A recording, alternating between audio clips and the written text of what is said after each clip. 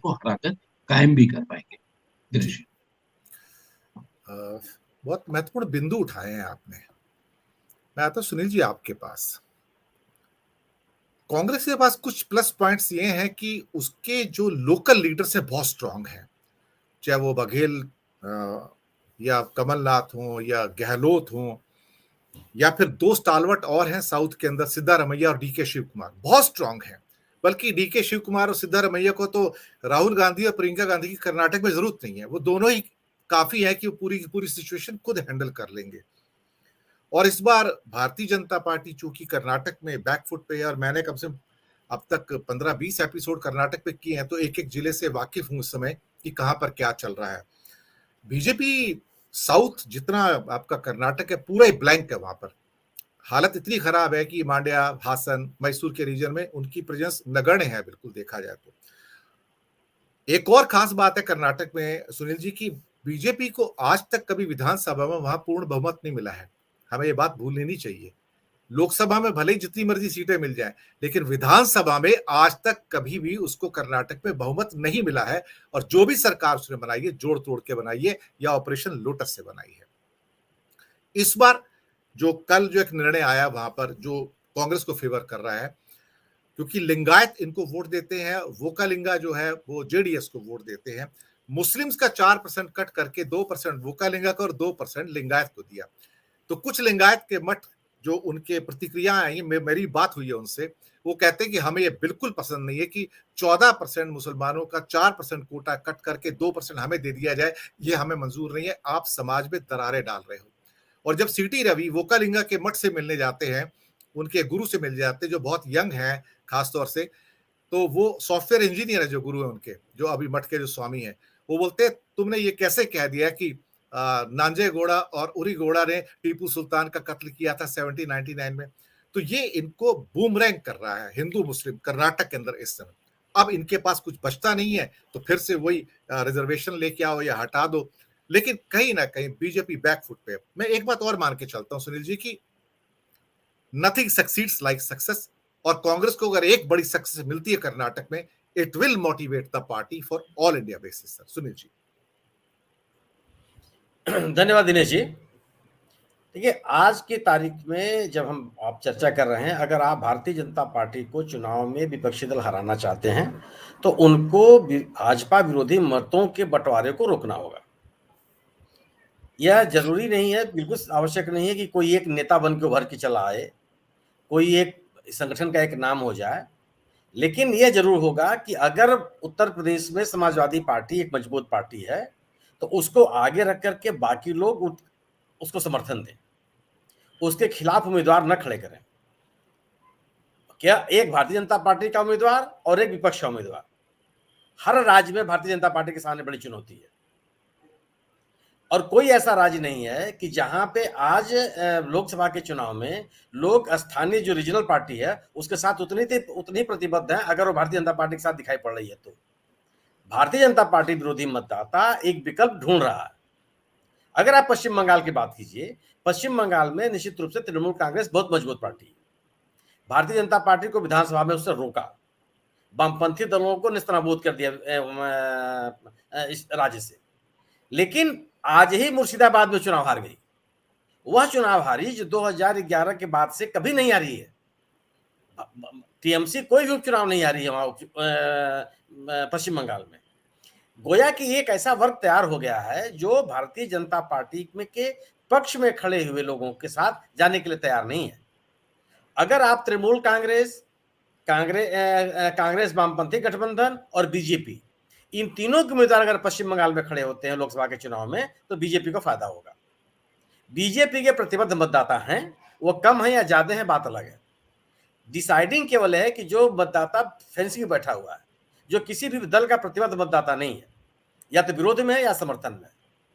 अगर आप भारतीय जनता पार्टी विरोधी मतदाताओं को एक जगह लाने के लिए आवश्यक है कि आपके पास विपक्ष के बीच में एक एकता हो। एकता नेता के नाम पे नहीं होना होगा और हो भी नहीं सकता हो, आप मुद्दों के नाम पे होगा। और मुद्दे इतने बड़े बड़े हैं कि भारतीय जनता पार्टी के सामने जवाब देते नहीं बन रहा है। इसीलिए आज स्थिति हो गई कि राष्ट्रवाद और राष्ट्रीय सुरक्षा के नाम पर राजनीति करने वाली पार्टी पिछड़ों की राजनीति करने लगी। वो कह रही है कि राहुल गांधी ने पिछड़ों का अपमान कर दिया। आज राष्ट्रीय सुरक्षा खतरे में नहीं है, आज राष्ट्रीय देश हित खतरे में नहीं है, क्योंकि राष्ट्रीय सुरक्षा और देश हित का मुद्दा अडानी के साथ जुड़ गया, इसलिए आपने पिछड़ों की बात उठानी शुरू कर दी। आप कौन सा नरेशन चलाना चाहते हैं आपका अधिकार है, लेकिन चलेगा कि नहीं चलेगा यह बड़ा मुद्दा है। आपने इस भारत जोड़ो यात्रा के साथ विवेकानंद का अपमान करने का भी आरोप लगा दिया, और हमने आपने आरोप नहीं लगाया, भारतीय जनता पार्टी और केंद्रीय सरकार के एक मजबूत और प्रतिष्ठित व्यक्ति ने आरोप लगाया, चल गया वो, क्योंकि गलत था। आज अगर आपने राहुल गांधी के इस भाषण पर, 2019 के भाषण पर अगर आप ये कहना शुरू कर रहे हैं कि यह पिछड़ों का अपमान है, तो कौन मान लेगा? क्या सुशील मोदी साहब जो बिहार के बड़े मजबूत नेता हैं वो पिछड़े हैं? क्या मोदी शब्द पिछड़ों का पर्यायवाची है? क्या ललित मोदी और नीरव मोदी पिछड़े हैं? जिनके ऊपर भ्रष्टाचार के आरोप लगाए गए हैं, उनका नाम लेना किसी वर्ग विशेष का अपमान है? ये कौन सा भारतीय नागरिक इसको स्वीकार कर लेगा? आप चलाने के लिए कुछ भी प्रयास कर लीजिए। आपने ये चलाने की कोशिश की कि राहुल गांधी ने लंदन में जाकर के राष्ट्र का अपमान कर दिया। इस देश का कौन सा नागरिक स्वीकार कर लेगा कि सरकार की आलोचना देश की आलोचना है? और क्या आज के दौर में लोगों के सामने लंदन में जो दिए गए भाषण राहुल गांधी के हैं वो सुनने का मौका नहीं है? क्या वो भाषण उपलब्ध नहीं है? जब राहुल गांधी यह कहते हुए सुने जा रहे हैं कि भारत की जनता, 140 करोड़ जनता देश की समस्याओं का समाधान करने में सक्षम है, तो वह उनकी कही गई बात को सुनेगी कि आपके द्वारा चलाए जा रहे निरीक्षण को सुनेगी? आप भ्रष्टाचार पे नहीं बोलेंगे, ये तो सब देख रहे हैं। भ्रष्टाचार के किसी मुद्दे पर कोई प्रतिक्रिया देने के लिए आप तैयार नहीं है, इसको सब देख रहे हैं। प्रश्न यह है कि बोफोर्स के मुद्दे को लेकर के कौन खड़ा हुआ था और जनता ने क्यों स्वीकार कर लिया? बोफोर्स से हम तो नहीं प्रभावित हो रहे थे, लेकिन उससे लग रहा था कि राष्ट्र की सुरक्षा के साथ समझौता किया जा रहा है। हालांकि पूरा का पूरा मामला जाके बाद में गलत साबित हुआ, लेकिन एक माहौल बन गया। और आज जब अडानी का मामला, अडानी के काम काज से थोड़ी किसी को समस्या है। सवाल है कि अगर अडानी के कामकाज के गलत तौर तरीकों को सरकार का संरक्षण मिल रहा है और लोगों के, देश के सामान्य निवेशक का हित सुरक्षित नहीं है, अगर ये सवाल पर, क्या कोई दुनिया में और देश में ऐसा व्यक्ति हो सकता है जो अपने आर्थिक हितों की अवहेलना कर दे? अगर ये बात जोर पकड़ेगी और जोर पकड़ रही है, अगर अडानी का मुद्दा इतना ही अर्थहीन है और आधारहीन है, तो सरकार बोल क्यों नहीं रही है? क्या यह देश के इतिहास से पहली बार नहीं हो रहा है कि संसद को सत्तारूढ़ दल न चलने दे, वो कहे कि नहीं हम चलने नहीं देंगे? ये मुद्दा ये नहीं, जितने मुद्दे विपक्ष ने तैयार किए भारतीय जनता पार्टी के खिलाफ, भारतीय जनता पार्टी के पास उसका कोई जवाब है नहीं। और आज सबको लगने लगा, अब सवाल होने लगा कि लोकतंत्र बचेगा कि नहीं बचेगा। अब सवाल राहुल गांधी का लोकसभा से सदस्यता समाप्त करने का एक सामान्य सा मुद्दा नहीं है। किसी अदालती आदेश से उनको उनके सदस्यता का चला जाना एक कोई विधिक प्रश्न नहीं रह गया। यह रह गया कि सरकार के खिलाफ बोलने वाला व्यक्ति, सरकार की आलोचना करने वाला व्यक्ति संसद में रह पाएगा कि नहीं रह पाएगा। एक प्रचंड बहुमत की सरकार जिसके पास इतना बड़ा जनाधार है, इतना बड़ा संगठन है, इतने पार्टी के समर्पित कार्यकर्ता हैं, वह एक ऐसे नेता को लोकसभा में स्वीकार क्यों नहीं कर पा रही है जिसको वह पप्पू कहती है, जिसको वो अर्थहीन और संदर्भहीन कहती है? उसको एक सदस्यता समाप्त करने के लिए आपको इतनी जल्दी है, और आप इसका कानूनी आधार भी नहीं ले सकते। अगर आप क्या ये लोगों के सामने तथ्य नहीं है कि अगर ये अदालत के एक आदेश से आपने तत्काल राहुल गांधी की सदस्यता समाप्त कर दी, तो जो लक्षद्वीप के सांसद महोदय हैं जिनके आदेश पर केरल उच्च न्यायालय ने रोक लगा दिया है, उनकी बहाल क्यों नहीं कर दिया आपने? यानी कानून को भी अपने तरीके से आप व्याख्या करेंगे। तो ये जो कोई भी नरेशन आपका, जो आप कुछ भी चलाने का प्रयास कर ले, रविशंकर प्रसाद जी का कल एक बयान में सुन रहा था, वो कह रहे हैं कि साहब नाखून कटा करके शहीद बनने का प्रयास कर रहे हैं। अरे तो ये तो मौका आपने दिया। नाखून काटने वाले व्यक्ति को हत्या का आरोपी तो आप बना रहे हैं कि उसने अपमान कर दिया पिछड़े वर्ग के लोगों की। मुकदमा करने वाले आप, पैरवी करने वाले आप, लोकसभा की सदस्यता समाप्त करने वाले आप, और वह आरोप उनके ऊपर मढ़ने का प्रयास कर रहे हैं जो खुद ही शहीद बनना चाहते हैं। ये कौन स्वीकार कर लेगा साहब? और कोई भी क्या यह तथ्य नहीं है? यह तथ्य है कि आज भी 200 से ज्यादा सीटों पर कांग्रेस और बीजेपी का सीधा मुकाबला है।